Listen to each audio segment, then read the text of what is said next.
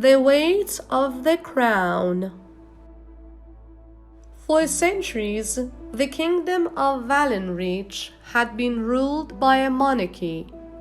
The people were taught that stability and order could only exist through a royal bloodline, and questioning this belief was considered dangerous. When King Alaric V inherited the throne, he accepted not only power, but also the responsibility of maintaining a system older than himself. Unlike his predecessors, Alaric was deeply reflective. He observed that previous kings were praised for their strength, yet that strength often came at the cost of justice. While the kingdom appeared peaceful on the surface, inequality was quietly growing in the outer provinces.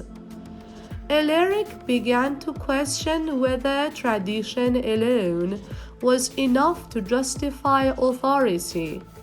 The conflict began with a new tax law introduced by the Royal Council.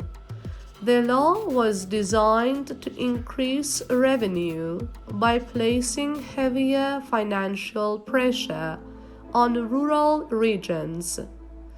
Although it was designed to increase revenue by placing heavier financial pressure on rural regions, although it was officially approved for the benefit of the kingdom, it quickly caused hardship.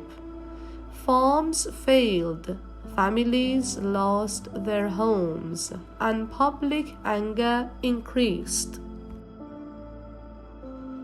Even though the king had not directly ordered violence, the actions were carried out in the name of the crown. As protests spread toward the capital, the king faced intense pressure from his advisors. The military demanded force, while religious leaders insisted that obedience to the monarchy was a moral duty. However, Alaric recognized that authority without accountability could no longer be defended.